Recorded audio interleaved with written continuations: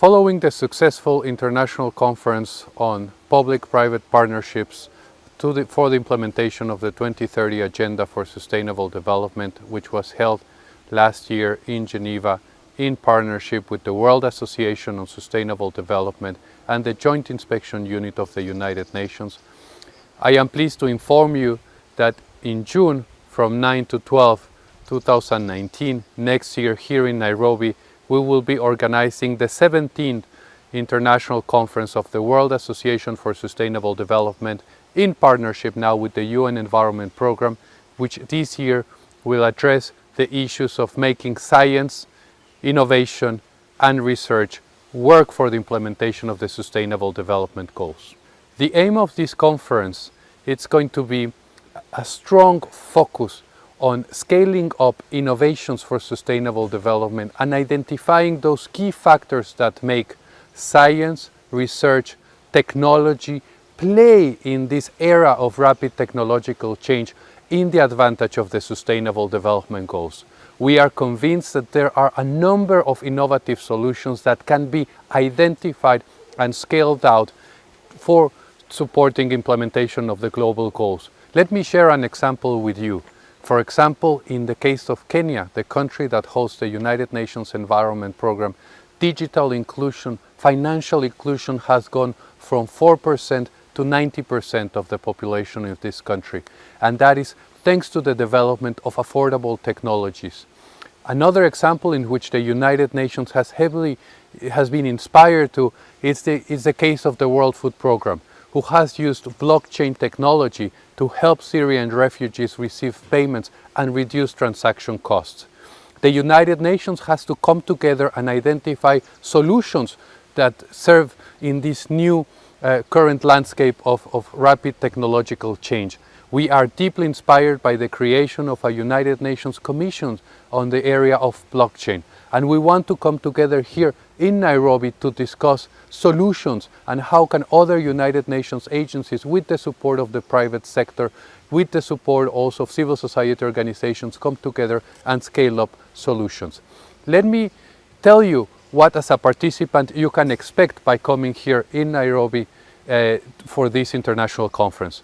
Well, first of all, you can take advantage of being close to the customers that the United Nations serve. You can meet agents, principals and activists from their communities working out very close to where the Sustainable Development Goals will make an impact, a make or a break. You will be able to interact with decision makers of Africa, Latin America and Europe and also Asia Pacific. And also you will be able to find connections, build up your contacts with the United Nations agencies that are hosted here in Kenya. We have not only 2 agencies headquartered, United Nations Environment Programme, the United Nations Human Settlement Programs that deals with cities, but also most of the agencies that deal on operational issues and are working every day on the ground to make this a better place for all. In conclusion, on behalf of the United Nations Environment Programme, I am happy to invite you and to ask you to save the date of 10 to 12 June 2019 to come here to Nairobi and be part of the 17th World Association for Sustainable Development Conference, which will focus on making science, innovation and research work for the Sustainable Development Goals. Our host in Nairobi. So I will go back to our slides. Now, it's okay, showing. So the theme, you can see it here. I think George covered it very well, but the main theme really of what we're trying to do in Nairobi is strengthening the role of science, innovation and research, uptake in service of the United Nations 2030 Sustainable Development Agenda.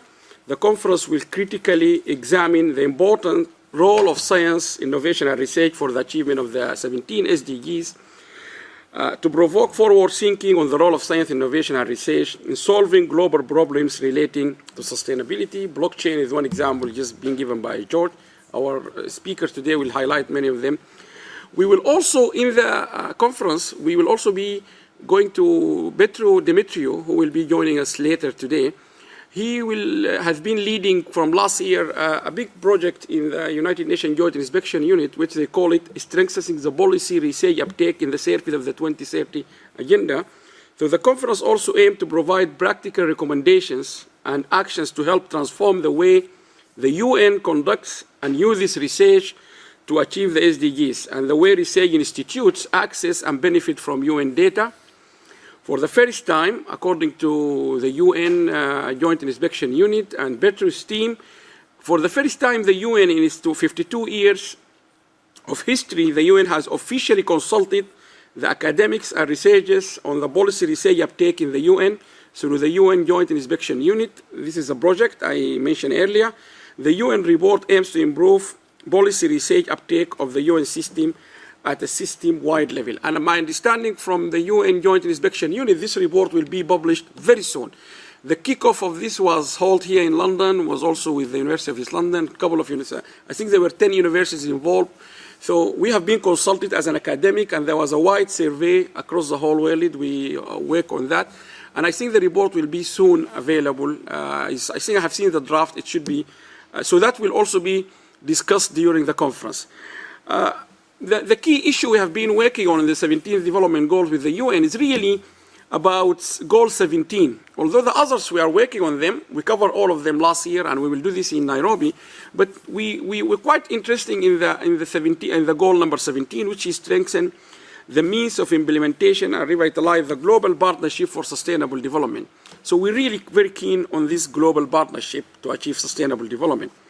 So in Goal 17, which I'm sure you all know, both the UNEP and WAST are inspired by the Conviction 2030 Agenda for Sustainable Development and the 17 SDGs that provide clear roadmap for shaping and ensuring a prosperous future for all. We also very much convinced more engagement of the private sector in the implementation of the 2030 Agenda. And in fact, the host of in the UNEP is the private sector unit, which is led by Gamer and George. So the UN from last year has been very keen on engaging the private sector to help in achieving sustainable development goals.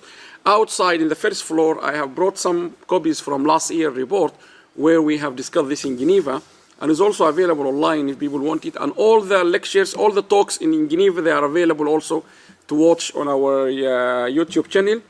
Deep embedding of the UN values and objectives in the business model of private companies. Advances from corporate social responsibility and direct contribution to the realization of the goals, expansion of for-profit entities activities in areas which were usually addressed by public entities. So for people to participate, because there are many people watching us now, we have done this last year, and we're also hoping to do this year again to help people to showcase their past and present and future projects. Any initiative from private sector which is really falling into achieving these goals is welcome. We will give them the platform.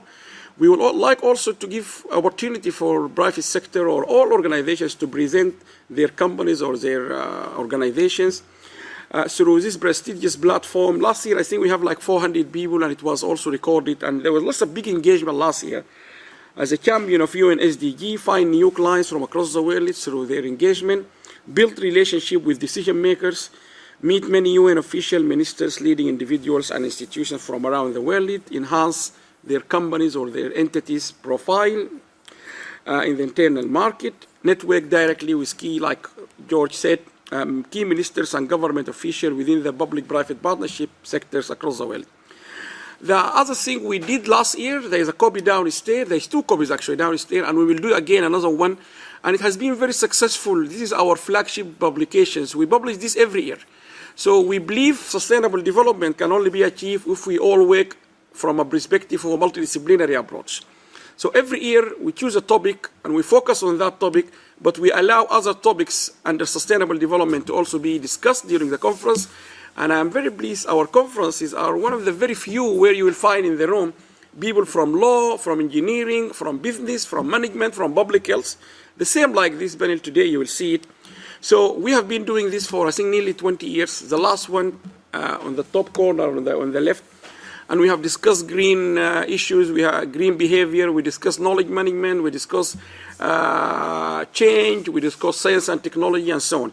They're all available online. You can download them, and we encourage you really to use them and share them with your colleagues.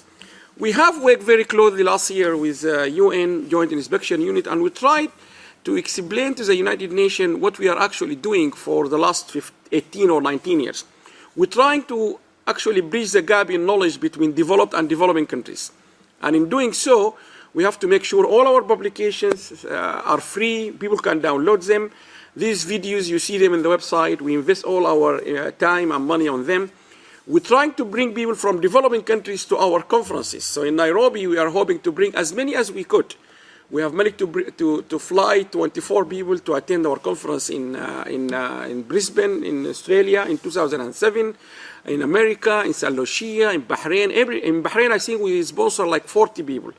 So we're trying to use any money we can collect from people who they will sponsor this event. And there is a big bucket here. You can see it in our website where we will, but the companies have to go through the criteria and the guidelines of the United Nations. It's quite a big document to qualify private sector, which can we be allowed to accept their support in order to achieve these goals. Students, we're very keen to engage students. That's why we are now broadcasting this live, so students can actually watch this excellent speaker and this discussion. Finally, this is a quote from the UN, which is the former Secretary General. I think I like this quote from last year. Be a global citizen, act with passion and compassion. Help us make this world safer and more sustainable today and for the generations that will follow us. That's our moral responsibility. And from that moral responsibility, I would like to start by opening the sessions here. If you have any question during the breaks, please talk to me or anyone here. Also, the idea we allow the speakers to introduce themselves so you can network with them, talk to them, and all these conferences are really about networks. So I'm going to stop here, and I will hand over to Dr. Rabie to start his presentation. Now, I think I will move this to you, it's easier. Yeah. The idea is we will give each of these speakers, I know we would love to listen to them for the whole day, but we are giving each one of them 15 minutes. And then after 15 minutes, if there is any burning question for the speaker, we will take it. But otherwise, I would really like to move to allow half an hour at the end for debate and discussion about the two topics together. But if you have a burning question after each speaker, please raise your hand and we will give you that chance. So Rabie, it's your floor now. The floor is yours now. Right. It's on, yeah. Yeah, it's on. So maybe I recall you that this presentation will be interactive, so you can interrupt me at any time to ask questions. Is it right? Yes. Right. Right, yes. All right. So I'm going to speak about the role of data science in, let's say, for good, actually, in sustainable development. And I've been involved in this, well, through my current business in the European Bioinformatics Institute and a startup that I launched recently. I'd like to start with this nice saying from Edward Deming, which is not very well known, actually.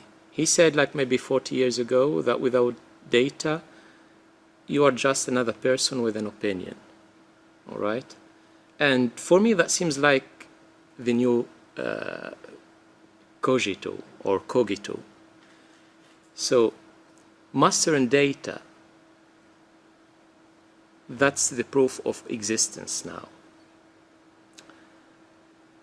But maybe in data science, in terms of wording, the most interesting term here is data, all right?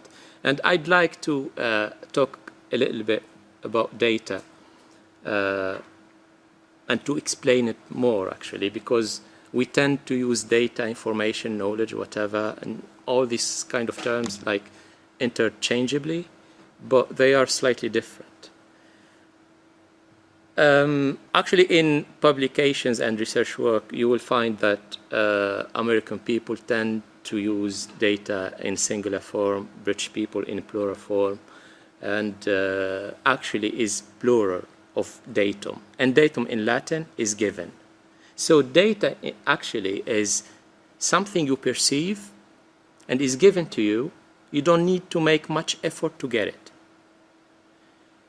And simply is the association between a thing and a symbol. It could be sonar symbol, visual symbol, whatever. That is data. And we could generate data as a human, and this is our particularity, when we were able to give names to things. Another human particularity, actually, that we got through evolution, or, yeah. And you see, actually, in the graph, in the little image, that in the very bottom, there is a human, and anything else is named by them. And that is how data appeared. So what's information then? Information is as well data, is a collection of data that given some sense.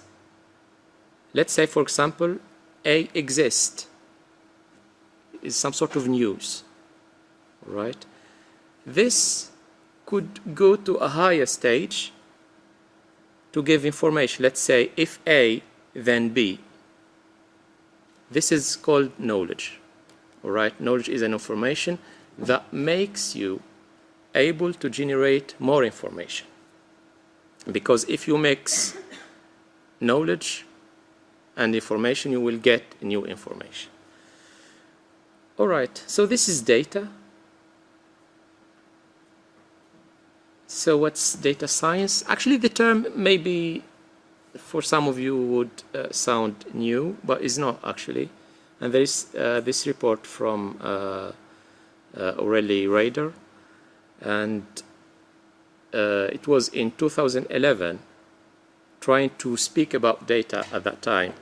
And what we can get from this report is that data science is simply an interdisciplinary field about scientific methods, processes, and systems, objective methods. Why? To do two things mainly, actually. Transform the data, and then, transform these data into convenient shapes, convenient formats, and then extracting knowledge from them, rules, patterns, models, things that could explain hidden things. From where? From data. From data in various shapes and forms. So basically, transformation and knowledge extraction. And actually, the subtitle of this report is saying the future belongs to companies and people that turn data into products, which is true. All right, so what kind of skills do we need to become data scientists or to create a data science team? Mainly three things, and I'd like to call them three languages. The machine language, computer science, IT, development, hacking, etc., etc. The universe language, math, and some business language. It could be biology, it could be finance, it could be sustainable development. And you can see that the intersection, the tertiary intersection of all of these fields give data science. And you have some binary intersections given, let's say, if you combine computer science and math and statistics, you could do machine learning, because machine learning is about algorithmics and how to transform data. You take data and you create a program, which is a model. And then if you have the skills of computer science and some domain expertise, you can develop software, or you can do some traditional research if you can do some statistics and some biology or finance or whatever. So three languages: the universe language, the machine language, and the business language. And now, I've been doing data science like maybe for 10 years already. So I can summarize things, or the best maybe way, as follow, actually. Getting data from various sources in different shapes, whatever, and we perform two main things: data transformation And as you can see there, they are in red, just to simplify things, like indexing, cleansing, joining things together, or knowledge discovery, like mining, learning, predicting, testing, clustering things. And the best way to do things is to put the outcome of these into a knowledge base. So what's the difference between knowledge base and database? It's simply that the knowledge base contains the rules behind the new outcomes. Let's say here, for example, and you can see here that in the middle of that knowledge base, there is data, which are proteins, and knowledge, which are rules predicting functions of these proteins, as an example, actually. And then what you need to do is to cover some sort of criteria, like coverage. You need to cover the most you can while preserving quality. And you can scale to deal with big volumes of data. And you need always to have to prove the provenance of facts. And then you need to make sure that your data is or are fair. And fair here is an acronym of findable, accessible, interoperable, and reusable, which is not the scope of this presentation to explain, actually. In terms of tooling, actually, this is very important, because data science got a lot of impact recently because of big data technologies, right?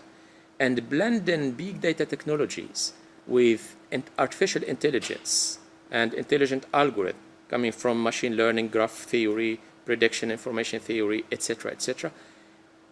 It is possible now to make fast transformation for big data. And you can scale easily, and you can make outcomes easier to predict. All right, but this is really hard work to do, actually. So if I finish with data science, saying, so what we get from data science? Basically, we get three things, okay? Two things, and one of them is the outcome of the two first outcomes. So if we have data, we do data transformation and knowledge discovery. We can get two types of knowledge: descriptive and predictive. Descriptive knowledge is something that is hidden in the space. So that is hidden in the space. It is there, but we just can't see it. We have its trace, but we can't see it. All right? So like I cluster people into different categories, something like that, discovering something. And predictive knowledge is something that tells you something hidden in time, maybe in the future, maybe in the past. We don't have a trace of it, but we can create data of it, all right? Either in the future or in the past. Those two types of knowledge could make us do prescriptions, like to deal with a problem, to prevent some. If I can predict the reason or the model behind a problem, I can just break one of the conditions of the model to make a prescription. All right? So, sustainability. Actually, maybe you saw this with Professor Alem previously. And maybe I'm giving slightly different definition of sustainability. I'm not the best to define it, but I like this definition from 1987, which says that it is simply meeting our needs in the present without compromising the ability of future generation to meet their own needs. And these are the 17 goals of sustainable development, which was previously maybe the Millennium development goals, actually, from 7 or 8 goals to now 17, more modernized and covering more precise things, actually. So maybe now, where does data science intervene here? I mean, here actually in this slide you can see an example of how could data science be used to deal with each of these 17 goals. And I'll take an example. Let's say, okay, no poverty. Spending patterns on mobile phone services can provide proxy indicators of income levels. Or if we go to the 5th goal, like gender equality, some data analysis could be done on financial transaction and can reveal the spending patterns and different impacts of economic shocks on men and women. So in the end, what's happening here? In all these examples, there is some ingestion of data, transformation of it to get patterns, and then making some prescription to help with sustainability. For each of these goals, it's always the same pattern, like ingestion of data, transformation, knowledge discovery, and then you prescribe the solution out of there. Many people actually from the field of data science are involved, really involved in sustainable development actually, and there are many groups like these ones actually. I've been not actively but participating in helping, like giving advice and how we can transform data in these groups. And they are, you can see that they are very, very active actually. If you see the column of past events, and they are the big number of people which is growing actually more and more. And I think there must be some sort of umbrella for all these groups all together, maybe under the umbrella of the UN or. And from these groups, actually, some private business diverged, which is good as well, actually. It's not, all of these are non-profit, but some private business diverged from them, which is still acceptable, actually. It's if it is for the sake of good. So now I'm going to give 4 examples where I was slightly involved, actually, as I said, in giving hints and how people should transform such to such, and how, for example, to explain the process of prediction, what should be done to make data obedient, because it is not most of the time. One of these is an example of predicting public health risks from restaurant reviews. There is a site that is called Yelp. People give reviews about restaurant. And there are a lot of open city data on past inspection, because the state or authorities should inspect restaurant now and then. So this algorithm actually used these past inspection and the reviews from people to predict which restaurants should be inspected soon, all right? And this could give like 25% more discoveries about restaurants that are violating health rules. Another example is, and this is actually some sort of predictive knowledge. Another example of descriptive knowledge is, I mean, for people who are, let's say, ethical consumer, and they are interested in fair trade products. This is a system that gives you the mapping of fair trade products from source to shelf. And this is about coffee products. So it tracks products from farms where they were grown up, to stores where they are sold, and connecting every single node in the supply chain, all right? And this would increase transparency and would help people who are ethical consumer to not make a lot of effort reading things and tracking and wasting time on that, which is really interesting, actually. So this is descriptive. So another predictive this is a mixture between predictive and descriptive, because actually it's helping fighting human trafficking in Nepal. And this is really sad that this kind of trafficking there, either for labor or sex, is really prosperous actually. But there are a lot of efforts fighting this using data science. And there was a system that helps interviewers, at crossings and airport, to interview in an efficient way, to know if it's a case of human trafficking or not. And this is really helping a lot. Last example, actually, which is helping students who are maybe traditionally less likely to attend colleges or apply for more competitive programs, actually, to help detecting them, to help them attend this kind of, let's say, competitive programs. And it was similarly, maybe a similar case maybe for me, actually, because I was in Tunisia in a city, and I just couldn't or didn't want to go to another city because I couldn't afford that.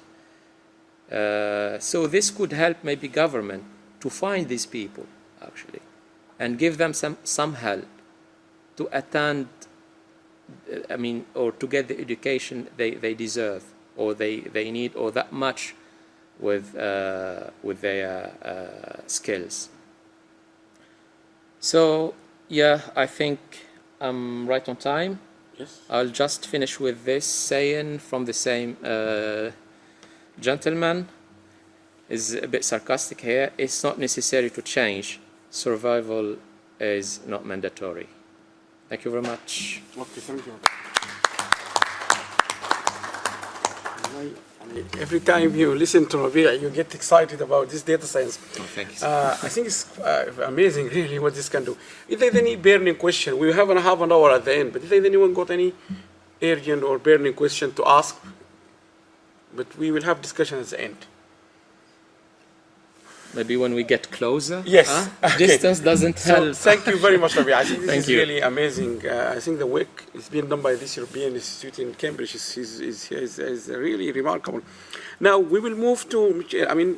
You're going to use the same laptop, Yes. right? If that's where is enough, or shall I move? Shall I just Yeah, you can sit here. Yeah.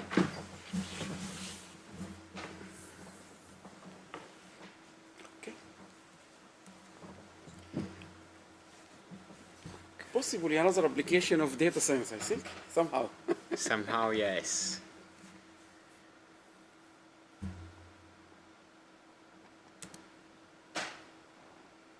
Okay, hi again. So my name is Michele Scataglini, and I run an innovation strategy company. It's called INSTA. As I said, we work a lot at the intersection of innovation and policy. My background is actually in government and public sector advisory. I worked 10 years at EY, doing a lot of advisory across European institutions, World Bank, and Central and Southeast Europe and the Balkans. What I'm going to present to you today are the key findings of a paper that I have written with Professor Mark Ventresca, who teaches innovation strategy at the Saidi Business School in Oxford. I think Alan can share with you the link to this paper after the conference. It's published. Yeah, what was the starting point and the reason for this paper? So, we all know that there is a financing gap for achieving the United Nations Sustainable Development Goals. 5 to 7 trillion are the annual estimated amount required to achieve these targets, and obviously all the development challenges are costly to achieve. And so, curiously, we went outside looking at, if traditional financing falls short, where else can we look for resources to achieve these goals? And we started exploring different options, and the one that we selected for analysis is donation-based crowdfunding. So how many of you have ever donated to a donation crowdfunding page like Just Giving or GoFundMe? Good, so you are quite familiar with this. And yeah, you may, in a broader context, donation crowdfunding is part of fintech. So fintech are financial innovations that the application of innovation to the financial sector, and it's applied in the banks, in the city, and startups, and it's a growing space, and there's a lot of ferment around this space. And it takes different forms, but in principle it's the collection of many small amounts of money and redirecting them to recipients. And this can be done in different ways. It can be done as investments. It can be done, so in turn you want a financial return. It could be done for a reward, so a non-financial return, but also it can be done in the form of donation, so not requesting anything in change. And this is closer to philanthropy. And so we looked at the market outside, and there is no figures about how much this market is worth, but we combined a few papers from Cambridge and KPMG, and we observed that the donation crowdfunding market now is worth approximately 0.56 billion per year. But we can also compare this to the broader amount of philanthropic giving, which is actually much bigger, and it's 0.5 trillion per year in 2016. And so, there is some form of consistency between giving philanthropic money through a crowdfunding platform and giving it through more traditional channels, in cash, in kind, on the streets, to charities. And so we went on exploring how do crowdfunding platforms actually function. And we look at the three very successful crowdfunding platforms. CrowdRise was actually founded by US actor Edward Norton, so he's a big sponsor of the company. It has recently been acquired. Then Generosity, which falls under Indiegogo. So this is an investment crowdfunding platform, but they also have their own non-profit arm. And then Just Giving is a UK-based crowdfunding donation crowdfunding platform. Has been quite controversial lately. Some of you may have heard talking about Just Giving in relation to the fees that they charge and the amounts of money that they retained when donating for a few large crowdfunding campaigns for recent events in London. And so, we went on applying strategy and innovation analysis to these three platforms. And what we did was literally breaking apart these three platforms and understanding, what technology they use, what is the state of this technology, what ecosystem they build to make this technology function, and what is the business model. And we found out how they all function and what are the good practices that they all apply. And then we asked ourselves, okay, how can this be used for the SDGs? And our finding was that actually crowdfunding can be paired with the SDGs, and it is, in this case, it can be really powerful and create impact. But for this to happen, we need three things in place. First of all, we need a crowdfunding platform that is aligned with industry best practices. And I talk about Just Giving, that has a revenue of 23 million pounds per year, and the other platforms. Then we need a strategy focused on the SDGs. And then we need people that take the challenge to build this platform and align stakeholders. And we call them system builders. You may have heard about system builders in relation to wicked challenges. So these are really the big societal problems that require system change to be implemented. And so let's look at what these three elements mean in terms of each of them. So what are the good practices in crowdfunding? So when we analyze technologies, we notice that we use the tool available online which actually analyzes the technology stack of all these platforms. And we saw that they all use the same softwares, which are basically some software packages that they actually combine and put together. So they use Google Analytics, they use Zendesk, they use different elements from Facebook and different technology stack. But these are all, let's say, products that are somehow commoditized, and they just combine them modularly. And so what does it mean? That these technologies actually don't cost a lot. And they don't require high risks to be implemented. Second, the most performing crowdfunding platform upgrade even this technology stack, and they use different other technological applications to be even more open, to reach out to even more people. They use mobile technology, especially when you have an app, a successful app on the Apple Store or on Android, it reaches out even more people. And then they use APIs. So APIs are applications that each of you can plug into your website and access and combine them with the technology of the platforms.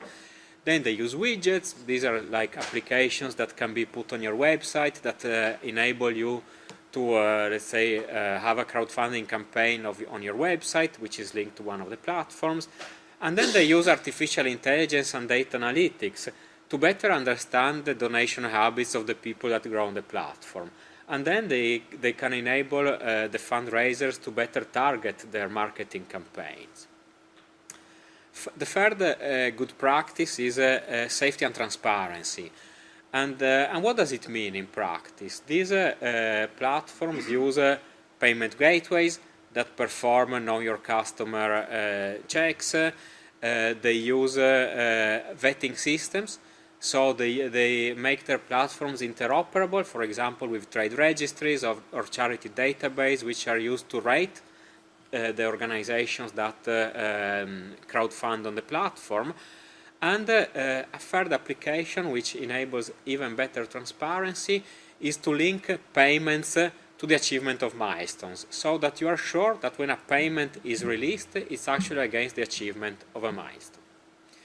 And fourth, it's important to give tax incentives. And while tax incentive is not the main reason why a person goes on a website and donates, it's important, and especially in some countries like the US, it's part of the donation mechanism. And then to engage donors, it's important to communicate well, to do storytelling, and so marketing, social media, Twitter, Facebook, and making nice videos on crowdfunding platforms are all very important. And so it is important to enable who crowdfunds on this platform to give him access to all these technologies. And then we noticed that there's different geographic scale of platforms, from national to global. But when platforms grow, they generally adapt their content to markets. Why? Because if you want to provide tax incentives, you need to be aligned with local tax incentives. If you want to provide vetting, you need to have an interoperable system with a national trade registry. And if you want to do a good communication campaign and attract users, you need to do it in national language. So, how did we use all this learning to come up with a concept of a new crowdfunding platform for the SDGs? First of all, this is it's very simple. It's a two-sided platform. On one side, we have fundraisers, and mainly on this side there are social innovators. And if we want to scale quickly, we need to tap into networks of social innovators. For example, impact hubs or B Corps, which have a lot of organizations affiliated to these to the umbrella organizations. And somehow they have already vetted the quality of these organizations. And on the other hand, we have donors. And we see that success comes when you can engage three categories of donors. Firstly, policymakers and agencies who have an agenda, policy agenda linked to the SDGs. And for example, here in the UK, DFID has an agenda linked to and the UK government have an agenda linked to the SDGs. But also corporates have an agenda linked to the SDGs. And for example, if you look on the website of Unilever or even alcohol companies, they all now engage on the SDG conversation. And so this type of platform can be an enabler for them to deliver their corporate social responsibility commitments. And then there is the global community of people like us who use the frameworks of the SDGs as a way in which to engage in development. And then if we put these two things together, these two categories together, the role of the platform is to enable the funding of projects that have a measurable commitment towards the SDG indicators, and which can be measured in terms of outputs, results, and with more rigorous methodologies also to impact. And finally, what is the role of system builders? Well, you know, these are we believe that the system builders who take the challenge of building the platform can be social entrepreneurs, but can be also institutional actors. It could be, this platform could be started as a startup within the UN, but we also believe, and it's not mentioned here, it could be corporates who take this on their role. And what do system builders do? They hustle a lot. So they go out and put together people, they combine services, they activate networks, they mobilize assets. And there's no unique solution. The framework of the SDGs and the way in which crowdfunding platforms allow really for multiple platforms to be in place. It can be a platform for one SDG in one country, but on the other extreme, it could be a global platform for all the SDGs. The importance is that all these platforms are aligned with a common purpose around creating an impact and eradicating poverty. And this is the complexity of the networks that they have to go out and build. They mobilize tax authorities, country offices of the UN, social entrepreneurs, social media, tech providers, donors, local authorities, social media, and they go out and mobilize and put together all these people that are already existing. And you know, using a sentence of William Gibson, you know, the future is already there. It's just not evenly distributed, and these people redistributed it by combining different assets. I'm conscious about being one more slide to go. So how do we go about and build all of this? So, you know, it's actually affordable. It costs approximately $40 per month to have to build a crowdfunding platform, and then once you have built and tested this platform, you can go around mobilizing the stakeholders, establishing rules of your platform, meaning what types of projects you want to fund, in what order, what indicators, and then make campaigns transparent.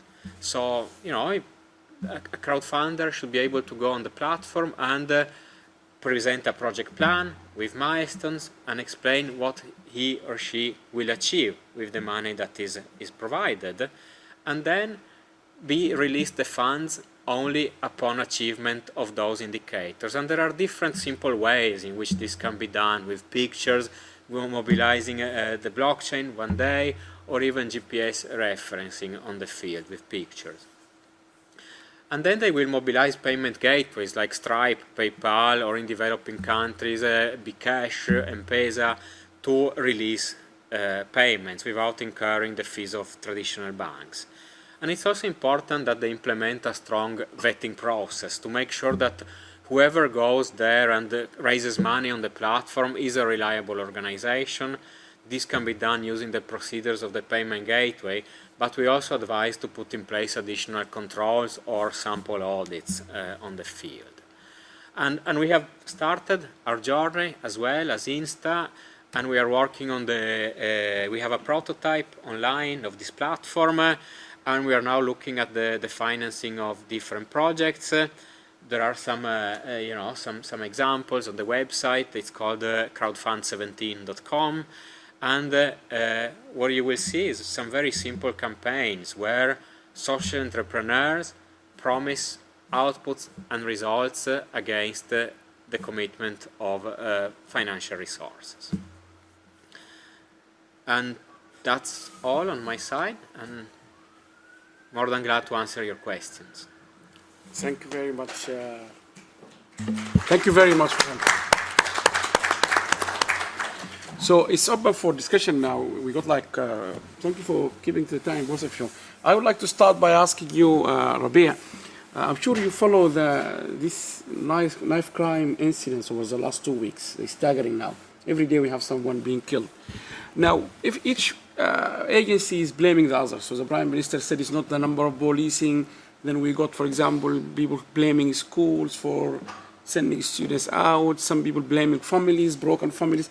Now, data science, or are you aware of any data science attempts to help us at least understand what is the problem with knife crime, why we keep losing our kids every day, and how can it be resolved? I mean, are you aware of any attempts to use data science to really nail down exactly what is the root cause? Because it seems like now everyone is blaming the other one.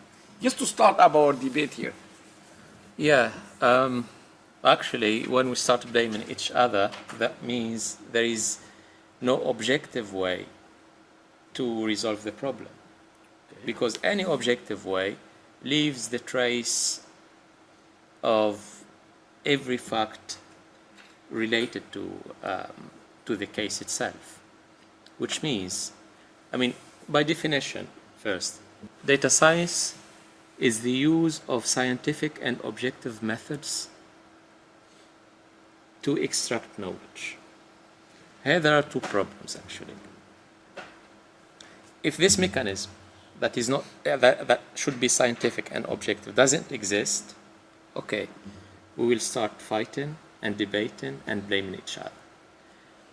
As soon as we have this and it starts ingesting data, transforming it, predicting any sort of crimes and the reasons behind this, that could resolve it. Because the reason would explain why this happened. And it could explain why would it happen in the future, actually. There are many attempts, actually, not only related to this, but too many other sorts of crimes and problems in the society. But this is not really very serious, actually. So I know as well, for example, if I relate to something else, whenever there is no objective system to deal with this, it's a question of debate and a lot of noise. Let's say, for example, in Tunisia, there is always a problem of disparity between towns, between cities and regions in the country. The opposition is saying this disparity is increasing. The government is saying no, it's not increasing because we made a lot of effort to fight it. But in fact, nobody present numbers. And how did they measure this? It is not even measured, actually. So, yeah, back to this very same case. I think we should start from data first. Okay. If we have data, this could be resolved, and responsibility could be known. And it would be shared somehow, but is weighted. Okay. We will know the weight of each. Thank you very much, because that was triggered by the human trafficking you showed earlier in your board. Now we open it for discussion. We have like 25 minutes. If you could introduce yourself, tell us who you are, and then you ask your question, please. Yes. I think you, Mervyn, she's talked from Harrisby. Yeah. Just introduce yourself and ask the question, please. Yes. Hello, hi. My name is Rania Kerr. I used to be a lecturer in a university, Ahfad University in Sudan. And my question is, or my comment is to Rabie about the role of data science, which is very important, and it looks like it's the way forward. The problem is being actually in developing countries, is access to open data. Because I know, for example, I know in Sudan, there's no open government data, which makes it very difficult. And it seems like we in developing countries, we need to have the infrastructure of having, on policies of having open data. And just an example from my country, nutritional data is considered as national security data. So you can't actually get it easily. And which makes trying to get to the Sustainable Development Goal a bit difficult. Thank you. Thank you. Yeah, Rabie, go ahead, yes. Yeah, I'm somehow amazed. How is that national strange? Because actually this is one of the 11 indexes or indices that contribute in the calculation of the global index of open data. So it shouldn't be a matter of national security at all. And yeah, development, I mean, this is sad because developing countries actually are in the tail of the list in terms of open data. Without data, there is no data science, obviously. And this starts actually from the legislation itself. There must be law that give citizens the right to access to data. But it's not resolved. This doesn't resolve it because data should be fair and it should be open and reusable. There are plenty of data that are not reusable at all. Sadly, I mean, developing countries are still governed by people who are living in another area. So, yeah, no data science, no solution. Now, Rabie, can I ask you, so because this is interesting, why you're doing this, because I know you've been involved heavily in North Africa and all these countries. So how can we benefit? I mean, this is what we're trying to campaign in WASD for helping developing countries accessing this knowledge. Yes, without data, we can't have the data science. So where are we? I mean, developing countries, Africa, Middle East, where are we from your... Yeah, okay. If I remember, the MENA area. Middle East and North Africa. Yeah. It's all in the tail of the list in terms of global index of open data. Okay. There are... Okay, yeah, for example, in Tunisia, there are some, it's ranked first, but it's still too bad. Okay? It's ranked first, that it was because of the revolution, and it was, many political parties have some political agenda, so they are opening things like, the national budget, the government spendings, stuff like that. But the data that is available is still hard to use. They still don't understand that digitalization is not only putting data there. No, it has some norms, and it starts from the fact that data should be used. And I think, the main problem, the main fight is the fight of open data and availability of data. Not necessarily open, it could be charged, right? But it should be usable and available. Okay. And I think this is a fight of the civil society in developing country, actually. Okay, thank you. Another question? Yes? Thank you both for some fascinating talks. My name is Darren Menachemson, and I'm one of the partners of ThinkPlace Social Good Consultancy. We are seeing more and more programs being developed using notions of big data and analytics-driven evidence. We're also conscious that there have been occasions where there have been ethical challenges faced in translating insight into, actionable program design. And I was wondering, from your perspectives, where do you think the biggest ethical challenges are going to be, and how are the designers of large-scale interventions going to come to grips with those and to design within the guardrails? Who want to go first? You go, Michele. I think so. I'm not a data scientist, but I have done a lot of evidence-based policy making. So surprisingly, even in European Union member states, it's really challenging to get good quality data. And I think my experience in working for the European Commission is that they have really been focused on impact only in the last years. And so there is a need, I think things are changing in terms of building capacity in countries to think in terms of baselines, counterfactual analysis, control groups, but this is not something that is created overnight.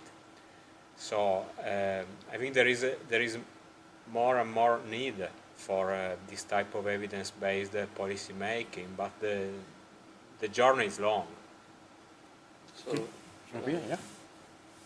So, if I got your question well, what to do, or are there any measures to maybe make the use of data more ethical?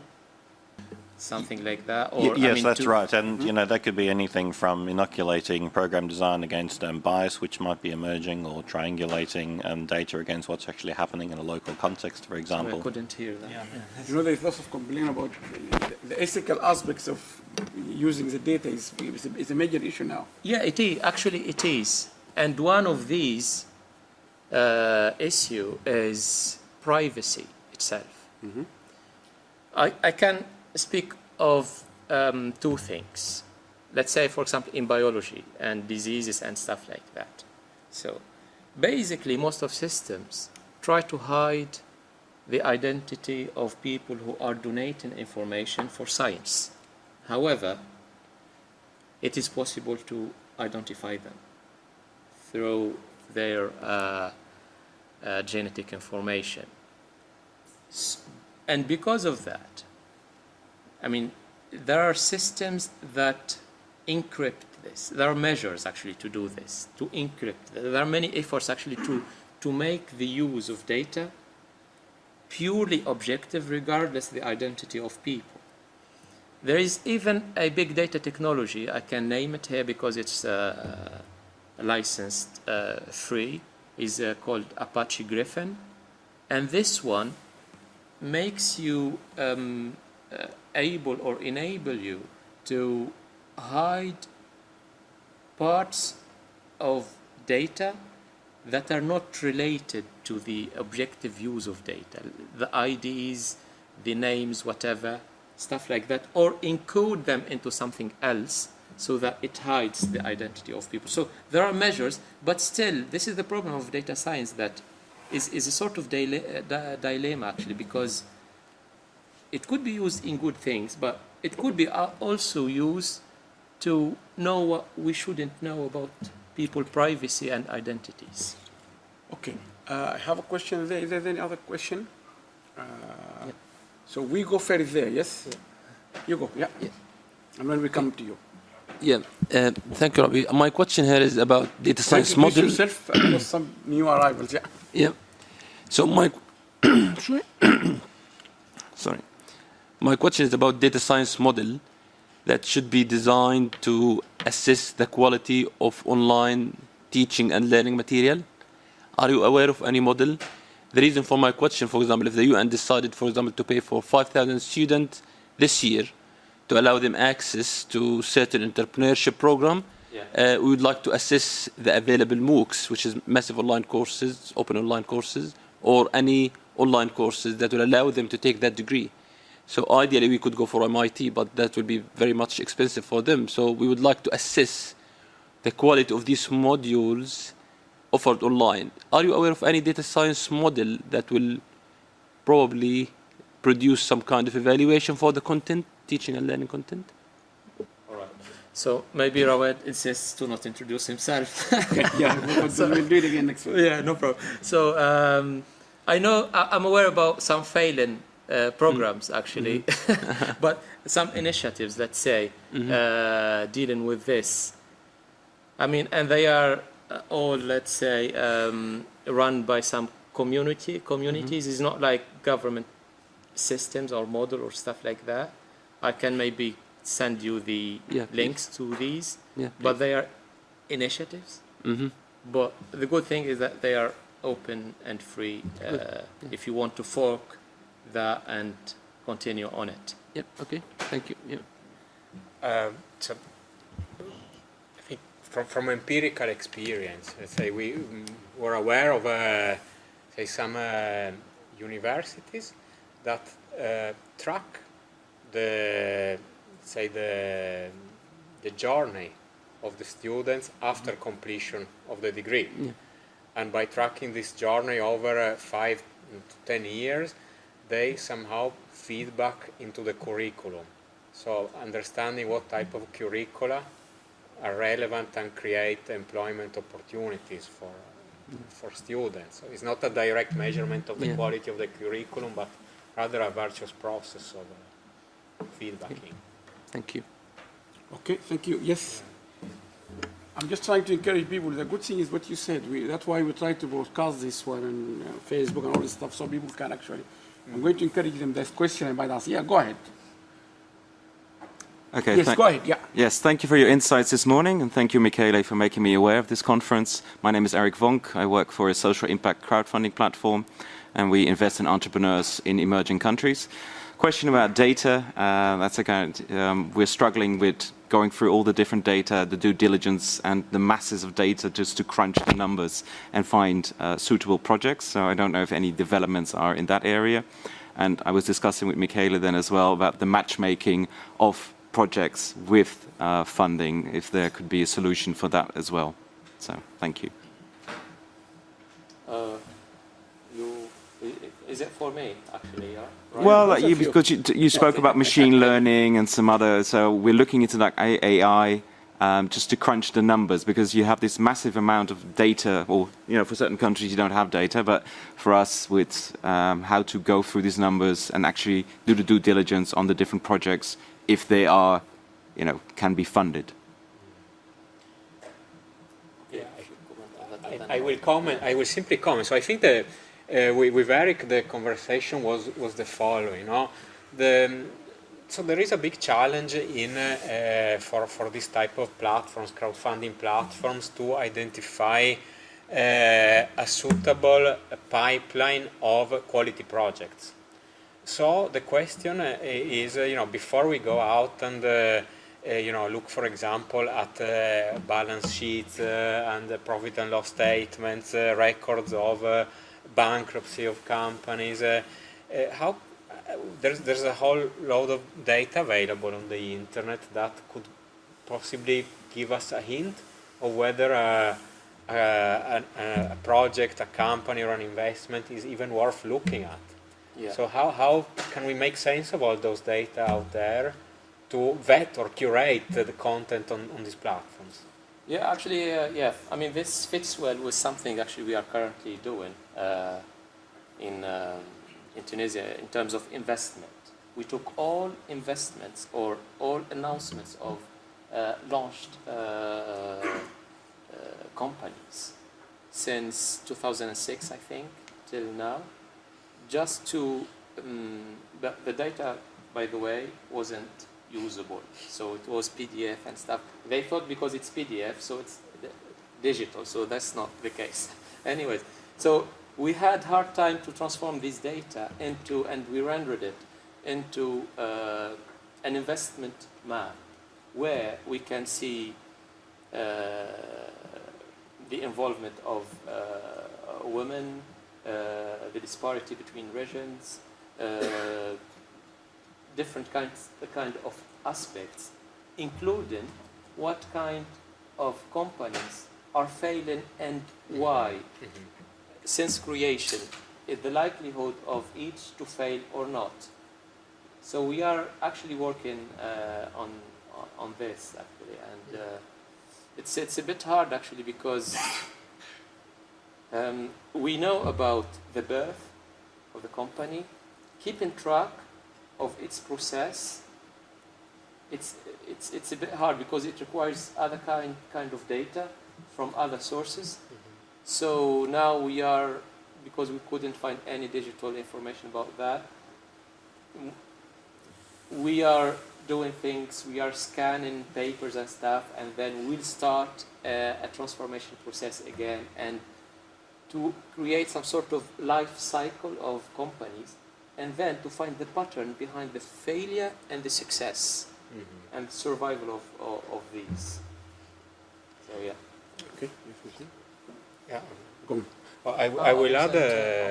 Will add just a second on this. In previous experience that I had at Ernst & Young, so we had a very similar challenge to the one that we explained for companies. We were looking at the performance of infrastructure works. So we used a data analysis techniques called reference class forecasting. So we looked at how the performance of certain types of infrastructure work using paper, PDF, and building a data set, and then starting to understand what was the trend in the performance of those infrastructure works, so that we could assess how future projects falling in similar categories would be performing in the future. And I think one good example for this, still from infrastructure, but maybe good as a hint, is that database that the Italian government has built for infrastructure works. Say a certain type of infrastructure in the north and south of Italy is expected to perform differently over time, if you look at the history of completed projects. This may be useful. Okay, Sraj, yes. I wonder if you can just reflect on different kind of actors and sources in terms of data. So if you look at, for example, the Sustainable Development Goals, and you look at the indicators for that, it's the UN Statistical sort of Office which works with the national offices, statistical offices to get it. So obviously, state production or recognition of data is important for sort of evidence-based interventions. So on the other hand, of course, you have the private, the sort of commercialized, professional, and then of course you've referred to sort of civil society, which of course is quite broad, whether you use social media or the conventional sense. Now, in all of these, the importance that's given at the how should we call capacitation of data collection is very different. And maybe I can just zoom this broad issue into one point. So within several governments that I've had the opportunity to work with quite closely, the pay grade or the status level within governments of statisticians or data collectors is quite low. So for example, you take a typical sort of urban development office, you'd see that engineers are the highest, urban planners are next, data collectors are below. So as a consequence of which, ministries in many parts of the world are expected to move with sort of data-based interventions, but in reality there's a disparity between information that is available within the government, its willingness to take in privately produced data, and certainly not to engage with sort of civil society data, which, as you have pointed out, is equally important. I don't know how we can sort of balance out this relationship to see that we have not just the triangulation, but also the ownership, because as you pointed out, there are concerns about who produces data, for whom, and how, and what are the implications and impact, and so on and so forth. Yep. Okay, thank you. Yeah. Yeah. Well, I mean, this is a major problem, actually, because data collectors are a key point, actually, in the whole story. But the problem is that the way they collect data is somehow, I mean, random in many cases, actually. And they don't even understand the importance of data collection and ingestion, because one of the criteria is it should be granular, which means we need data points.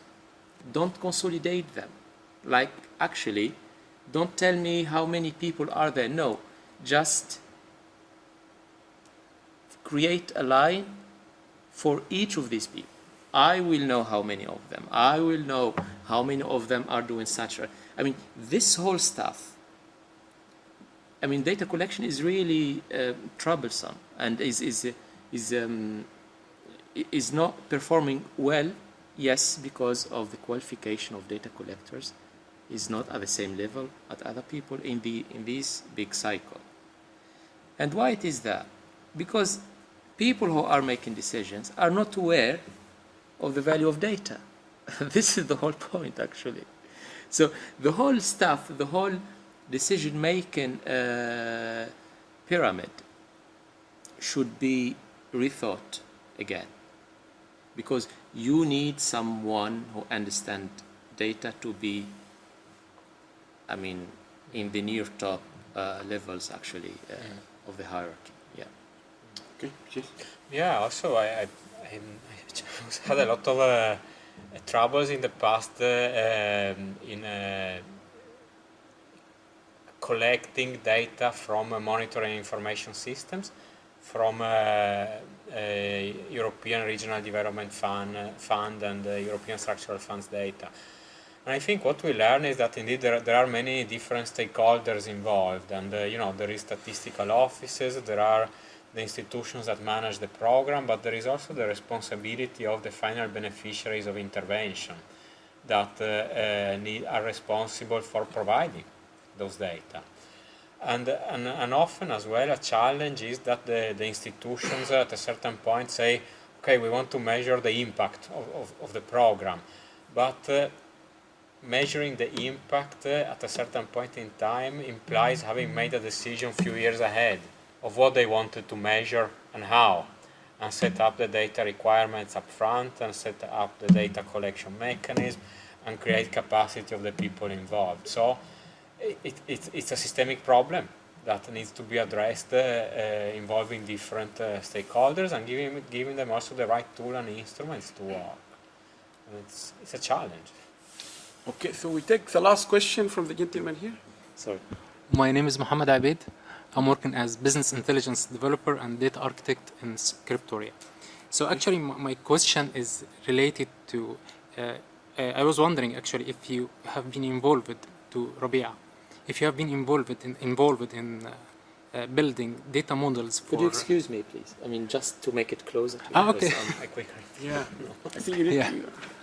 All right. Yeah, I was wondering actually if you Rabie has been involved in building data models for virus spreading and water problems in Africa countries, and if the answer is yes, what is a possible channels for collecting good quality data? I mean, if there is any tools or channels so we can use to collect good quality data in these countries, and if you recommend any tools for data analytics or from your experience. Okay, I can repeat it. You can hear me. Yeah. I'm afraid the answer is no, actually. I'm not. But, however, I mean, when it comes to data extraction or data ingestion, and there are always best practices. I'm just not very, I don't know, I can't really advise without really knowing the field itself, I'm afraid. Sorry. Okay, we're just on time. I'm surprised. I'm pleased, but I'm surprised. We finished on time. So thank you very, very much. Please join me to thank both our speaker, Rabie and Michele, because they have...